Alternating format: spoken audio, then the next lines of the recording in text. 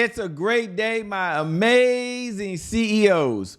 Starting a business is never easy, especially when it involves food. And that's exactly what happened with Symphony Chips. They found out the real hard way, by the way. The company began in 2010, and their jam was really offering spices to the marketplace. It was led by Dondre Anderson and his father, Andre, by the way. And when they first got started, they said, you know what? We've got a fantastic seasoning.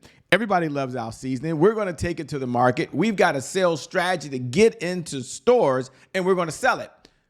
But they had a problem. They found that out very early, that a number of folks were unwilling to buy spices they had not tasted. And this was a huge problem, by the way. And they needed a creative solution in their business in order to be viable. So to overcome this, the Anderson decided they're going to do something different.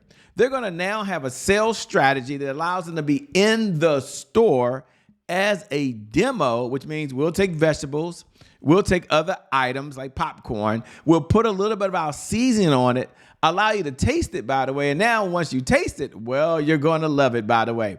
But the real breakthrough came when they offered it differently. It wasn't the vegetables. It wasn't the popcorn. They said, you know what? What if we put a little seasoning on some potato chips? And you know what? It went through the roof. Folks love the taste of the potato chips. The unique flavors that they offered was a huge hit. And here's something that's interesting. Sometimes in business, we start off with one problem that we're solving. And the market looks at it and says, we like this problem, but we have a different problem. And you find yourself shifting or pivoting to offer the right products and services that your market needs. So here's something we can learn from the struggles of Symphony Chips, by the way. In 2007, they began officially offering what? Their own chips. Can you imagine that, by the way? They had natural chips, balsamic chips, smoke-flavored chips. They didn't just create a product. They created a solution that the market was looking for, and they had a strong sales system where everyone in the family was involved. Wow. So what's my big takeaway from you? Symphony Chips became profitable because they had a unique selling proposition. They offered that inside of a sales strategy with a sales system. And as a result, well, Symphony Chips is the juggernaut that we know it is as of today. And here's the good news. Success leaves clues. You can do the same as a CEO and the exact same product you're offering in the marketplace today. With that being said, my name, by the way, is Shay Brown. Welcome to the CEO Sales Huddle. It is an honor and a privilege to serve you this morning. And every morning we like to get started, well, almost the exact same way. And the exact same way is something that we get all of our focus on one area. And our focus is this.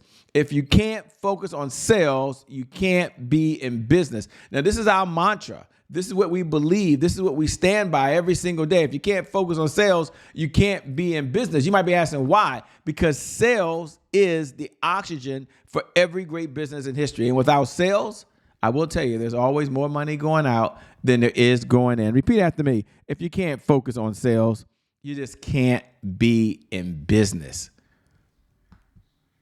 And then we look at it from a CEO perspective. We're all CEOs in our business. It's okay, as a CEO, what's my responsibility to the sales department? And our responsibility as a CEO is that we must learn, we must earn, and we must return. So yes, we must give the sales department the sales tools, the sales resources, and the sales people that it needs. That's so important.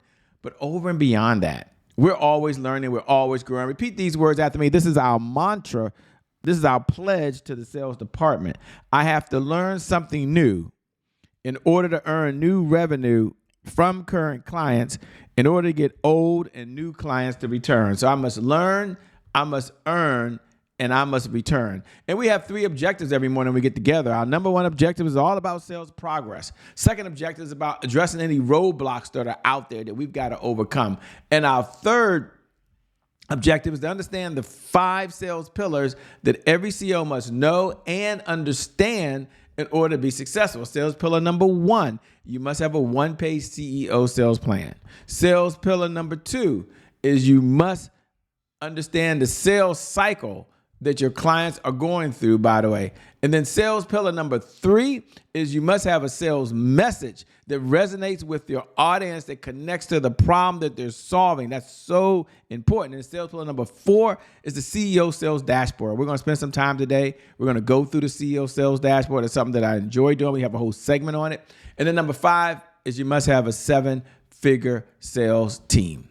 You do those 5 things, and those are the 5 sales pillars that every CEO must know and understand in order to be successful. Now, if you haven't downloaded the CEO Sales Dashboard, I'm going to encourage you to do that now.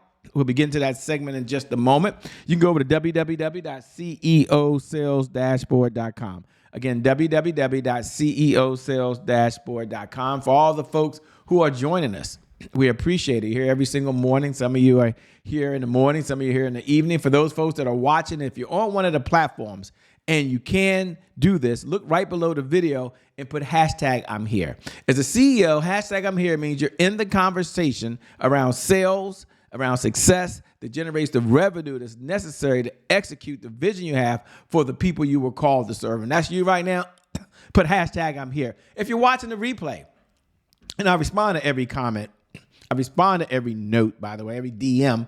Go ahead and put hashtag replay. Some of you can't be here at 8 a.m. Eastern Standard Time. I respect that. I understand that. So go ahead and put hashtag replay. And if you're watching on one of the streaming platforms, whether you're on Roku or Apple TV or Amazon Fire, or maybe you listen to the podcast or any one of our 72 different streaming platforms, if you're on there right now, do me a favor. Drop me a DM. Go over to @IamCheBrown. Drop me a DM. Let me know that you're in this conversation. Just put I'm here. Isn't that kind of cool, by the way? Now, the number one question I get asked often is, what's the purpose of the CEO Sales Huddle? And the purpose of the CEO Sales Huddle is a place where CEOs gather to understand how to sell more, faster, easier, quicker, with the right plan, with the right process, and with the right systems. And that's why we get together every single morning, by the way. And for those folks that are tuning in for the very, very first time, and you might be, okay, Shay, I got it. What's the big why? Our big why, the CEO Sales Huddle, is about sales growth. You're a CEO. I understand that. You want to generate revenue. You want to see your sales go up. It's about accountability, and it's about a consistency. And you may have heard this before, that consistency is the key. Consistency is the key. Consistency is the key. And having said that, what do most people struggle with most? They struggle with consistency. So this is cool. We only ask for 15 minutes a day. You think about it, there's 1,440 minutes in every single day. And never 1,441, by the way. And so you have an opportunity every single day to take 15 minutes, that's 1% of your day, to focus on sales, which solves the problem, which generates revenue in the business, which funds all the other activities. We come together as a CEO for our number one outcome. And our number one outcome is for you to earn $100,000 plus over and beyond whatever you're earning today of predictable, reliable, consistent revenue. This is over and beyond whatever you're earning today. So you're in this conversation, you're focusing on your sales processes, your sales systems, your sales strategy, and your sales funnels. And in fact, in the result of doing that, you see your sales start going up, up, up, up in a way. So thanks a lot for being in the conversation. We're going to move to, I believe, one of the most critical segments that we love to do here. We spend a little time here, but it's the CEO Sales Dashboard, because there was a problem. Folks said, Shay, $100,000 sounds amazing. It sounds incredible. But I've got a question. How do I get to $100,000 plus? For some of you, that's way over your head. You're just like, hey, Shay, I'm checking in. Give me the $25,000. I'm good. There's others who are like, no, we're pushing this company to $1 million, to $2 million, to $3 million, or $4 million, depending on where you are in the organization. And the question I always ask was, well, what are you measuring today? You want to get to $100,000 a month of consistent revenue over and beyond whatever you're putting in your bank account today? How do you do that? What are you measuring? And often the answer was, I've got some KPIs. I've got some indicators. I'm looking at my bank account. I'm measuring the sales. And so we started sharing the 5 metrics. Been doing this for a number of years with our private clients. And for the first time, we released it inside the CEO Sales Huddle, because that's where we are. And I said, no, there's only 5 metrics that you need. There's leads, there's appointments, there's offers, there's deals, and there's repeat business. And our mantra is and has been, what gets measured gets managed. What gets managed gets better. So we're going to take a look at, well, how can we measure these areas differently? Now, I'm going to show you that. We're going to pull up the CEO dashboard in a moment. If you haven't downloaded it, This is the perfect opportunity. Go ahead over to www.ceosaleshuddle.com right now. Download it. Go ahead and download it now. And then once you download it and you have it right there on your system, we're going to pull up over here. Let's pull it up. Let's make sure they can see it. I love filling this out. This is a good time. Even if you have your assistant fill it out, even if you're filling it out, it doesn't matter. Here we go, the CEO Sales Dashboard. Now, once you download it, it's an Excel sheet, which is pretty cool, by the way. And it allows you to go look on the right-hand side. You can customize this later, but there's leads, there's appointments, there's offers, there's deals, and there's repeat business. Now, you can, again, it's an Excel sheet, so you can manipulate it how you want, but this is the framework. You go across the top to today's date.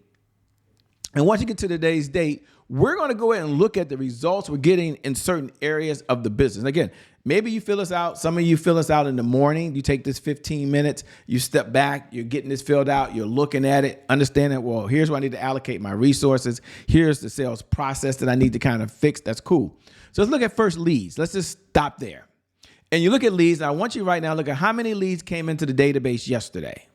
And then I want you to go back and say how many leads came in yesterday that are in your CRM that were engaged.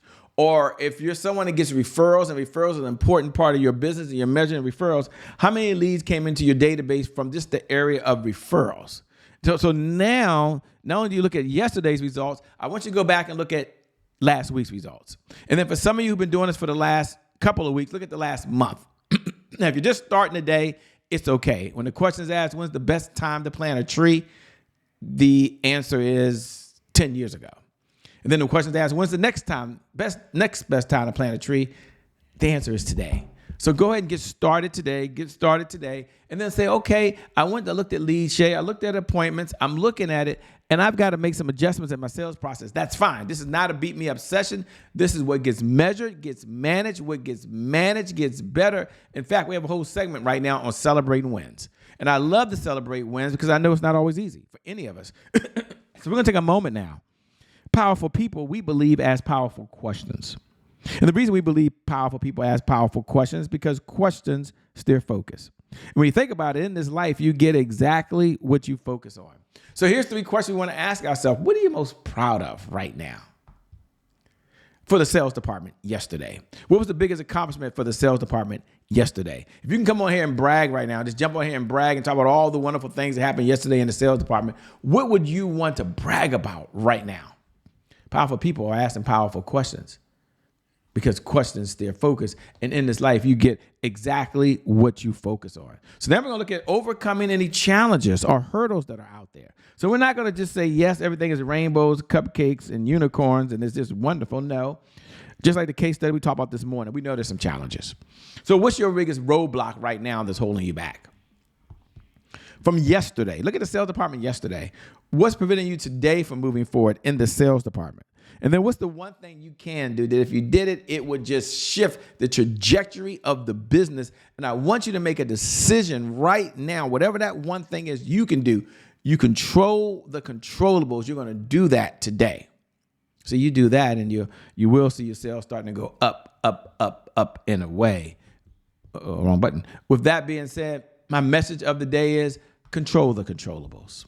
Control the controllables in business and in life. Some things you control, some things you can't. One of the things we all can control is we control our mindset, but more importantly, we can control our actions, and our actions lead to the consistency. And when we're leading to the consistency, it makes it so much easier. So think about the sales department. Think about the sales process, the sales resource that you can control, just like the case that we had today. And in doing so, it can move the needle. If you just take that step today, just do a little bit today, it makes a big difference. You know, they say small hinges swing big, big, big doors. Control the controls. With that being said, my name is Shay Brown, host of the CEO Sales Huddle. It's been an honor and a privilege to serve you. I'm looking forward to seeing you at the next CEO Sales Huddle. God bless. Keep doing God's work. And I'll see you again real soon. Bye-bye.